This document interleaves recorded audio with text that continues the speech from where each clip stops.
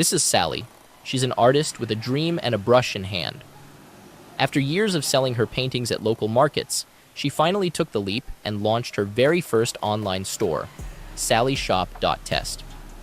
Passionate about creativity and proud of her work, Sally poured hours into building a beautiful website to showcase and sell her original art.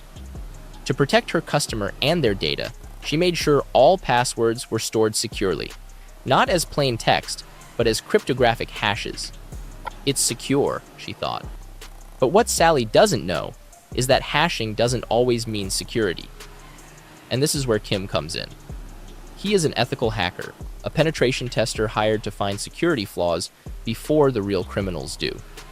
Today, Kim will gain access to a user's account and demonstrates that even hashed passwords can be cracked, revealing how dangerous common mistakes can be when it comes to authentication security. Let's dive in. In the last episode, Kim discovered that the search bar for searching products on Sally's website was vulnerable to SQL injection. He launched an advanced SQL attack known as Union Select. Union Select is one of the most common and powerful SQL injection technique. To recap, it allows an attacker to merge their own query with the website's original query, essentially repurposing it to retrieve data from a completely different table. In this case, Kim used it to take advantage of the structure of the vulnerable product search feature. This allows him to pull data from the site's users table instead. Let's quickly review how he did it. To begin his attack, Kim launches Burp Suite, his go-to tool for intercepting and analyzing web traffic. He opens up Sally's website in the Burp Suite built-in browser, and in the search bar, he types the word doctor. Two products appear, the doctor and the nurse. Why the nurse? Well, remember how the website's SQL query handles product searches. It retrieves all columns from the products table where the product's name or description contains the search term, here doctor. The nurse's description contains the word doctor, so it's returned too. Now Kim turns back to Burp Suite and sets the intercept on. He reloads the page, and Burp Suite starts catching each request, one by one. He carefully steps through them until he finds the one carrying the search parameter. A REST request to the product search endpoint with the query doctor. He can then right-click on the request box and sends the request to the repeater tab, where he can tweak and test it freely without affecting the actual website. Inside the repeater tab, Kim now prepares to inject his payload. He replaces the original search term doctor with the following SQL injection: single quote, two closing parentheses, union select ID, email, password, 456789 from users dash dash. This payload is designed to merge with the original SQL query behind the scenes, and instead of fetching products, it now pulls sensitive information from the user's table. Kim hits enter to URL encode the payload automatically, then clicks send. The response is a success 200 OK, and what Kim sees is exactly what he hoped for: a list of users, along with their email addresses and hashed passwords. Accounts like admin, Justin, Brian, Ben, Cyrus, support, Mason, Marcel, Joshua, Jane, and many more. Just like that, Kim has breached one of the most sensitive parts of the system, all by exploiting a simple product search. And that's where we left off in the previous episode. If any part of this process feels unfamiliar or confusing, be sure to check that episode before continuing. Now, let's pick up right where we left off, because Kim isn't done yet. He may have the email and password hashes, but to log in, he needs the real passwords. Let's take a closer look at one example: Jane's password. At first glance, that password looks like a random string of letters and numbers, but Kim knows better. This is almost certainly a cryptographic hash, specifically an MD5 hash. Now you may ask, what exactly is a hash? A hash is a one-way function, a mathematical process that takes an input, like a password, and turns it into a fixed-length string of characters. It's called one-way because you can't reverse it. There's no way to take the hash and work backwards to find the original password. That's why hashes are commonly used to store passwords securely. Instead of saving the actual password, the system stores its hash, like a digital fingerprint. There are many types of hash functions, including MD5, SHA-1, and SHA-256. Each one follows a slightly different process, but they all share the same core idea. Take any input, a word, a sentence, even a whole file, and compress it down into a unique fixed size output. Here, for example, you can see the different hashes produced for the word cake. As mentioned, hashes are irreversible, meaning there's no way to take the hash and work backward to find the original input. But that doesn't stop Kim, because while you can't reverse a hash directly, you can still crack it. And that's exactly what Kim is about to do. To crack the hashed password, Kim turns to a tool called John the Ripper, a classic in the hacker's toolbox. The technique John the Ripper uses is surprisingly simple. You give it a list of possible passwords, called a word list. You tell it what type of hash you're dealing with, for example, MD5. Then John the Ripper hashes each password from the list, one by one, and compares it to the target hash.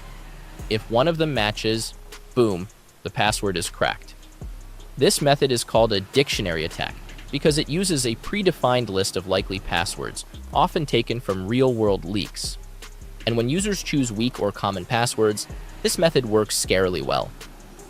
Now let's watch Kim in action. First, he needs to make sure John the Ripper is installed on his Kali Linux system. He opens a terminal and types john-help. As expected, it's already installed because John comes pre-installed on Kali by default. If it were not installed, he could add it on any Debian-based Linux distribution with sudo apt install John. If we scroll up, we can see a helpful usage guide listing the various options. One of the most useful options is Wordlist. This tells John which list of passwords to try when attempting to crack a hash. If we scroll back down, we come across another important option, -- format. This tells John what kind of hash algorithm it's dealing with. In Kim's case, the target hashes are in MD5 format, so he'll need to specify that. To see all supported format, Kim can run john-list equal formats. There are formats for everything from simple MD5 and SHA-1 hashes to more complex types like bcrypt, SHA-512, salted hashes, and even ones used in zip files, MySQL databases, and authentication protocols like SSH. To filter the results for MD5 hashes, Kim uses a classic command line trick, the grep option. The command he type is john-list equal formats pipe grep I MD5. This command tells the system, show me only the formats that mention MD5, and ignore whether it's uppercase or lowercase. Now the list is much more manageable. From here, Kim identifies the format he needs, raw MD5. Perfect for cracking plain MD5 hashes like the one he got from Sally website. How does Kim know raw MD5 is the one he needs? Well, it's because the hashes he pulled from Sally's website are exactly 32 characters long and made entirely of hexadecimal digits. That's the signature of a basic raw MD5 hash. And when we say raw, we mean the hash hasn't been encoded or transformed in any way. It's just the plain output of the MD5 algorithm. A clean 32-character hex string in its raw form. And that's how Kim knows raw MD5 is the right format for the job. Now that Kim knows the hash format is raw MD5, there's just one more thing he needs to run John the Ripper, a password word list. A popular resource for these is called SecLists, a massive collection of word lists for directory and file name discovery, passwords, usernames, or payloads gathered from penetration testing, default credentials, and leaked databases. Kim checks whether SecLists is already on his machine. He opens a terminal and types SecLists. As you can see, it is installed. If it wasn't, Kim would install it with sudo apt install SecLists. SecLists is organized into folders based on different types of attacks. We can see categories like web shells, usernames, a huge list of leaked or common usernames, passwords, a huge list of leaked or common passwords. That's exactly what Kim needs. Let's explore this password category. Inside, there are dozens of subfolders and files, each tailored for different kinds of password attacks. One of the most useful folders is called Common Credentials. Let's explore it. And there it is.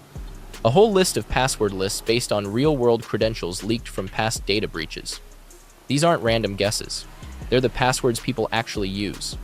Here, Kim finds files like the 100,000 most used passwords, The 200 most common passwords from 2020, 2023, and 2024. Today, Kim chooses a very small and fast word list, Best 15, a list of the 15 most commonly used passwords of all time. Let's see what it contains using the cat command. And here they are. We can see very common password like monkey, let me in, and so on. If Jane used any of these, Kim's about to find out. Now that Kim has everything he needs, the hash format, and a powerful word list, it's time to crack the password. First, he needs to save the target hash into a text file. Let's say he's starting with Jane's password. He copies her hashed password directly from Burp Suite and uses the echo command to append it to a file named hashes.txt. If the file doesn't exist, like in this case, it's created automatically. To verify that everything worked correctly, Kim uses the cat command. And there it is, Jane's name, followed by her hashed password. One useful feature in John the Ripper is the ability to label each hash with a username. The format is simple, username:#. This is what Kim uses for his hashes files. It helps keep things organized, especially when cracking multiple hashes at once. Let's say Kim also wants to crack Joshua's password. He copies Joshua's hash from Burp Suite and appends it to the same file. Again, he uses cat to check. Everything looks good. 2 targets, 2 hashes. Now comes the moment of truth. Kim can now launch his John the Ripper to begin the cracking process. The command he runs is John, followed by the format, in this case, raw MD5. Then the file containing the target hashes, our hashes.txt we just created, and then the chosen word list, here the best 15 text file identified earlier. This command tells John the Ripper, use the raw MD5 format to hash each password from the best 15.txt word list, and compare the results against the hashes stored in the hashes.txt file.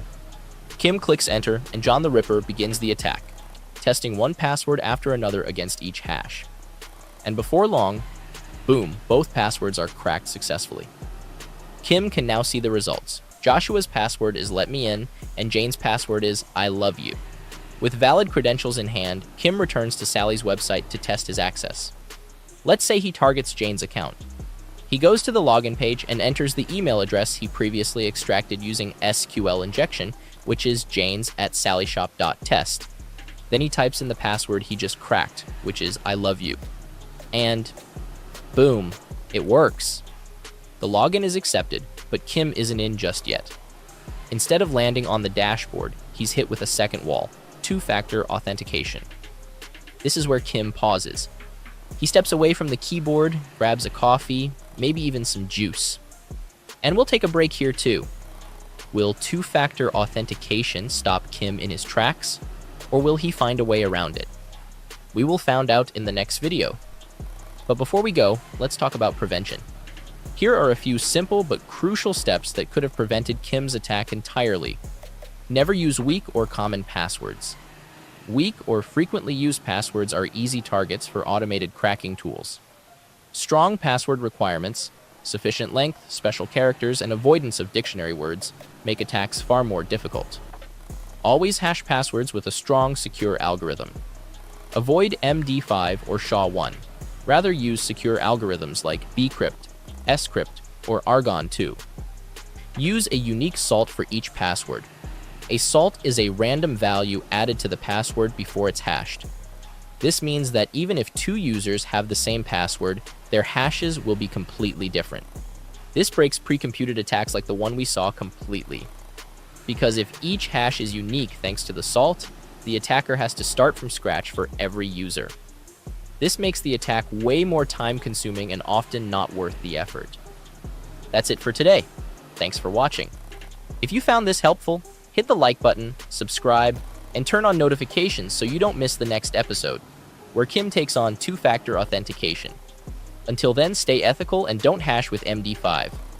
Bye-bye.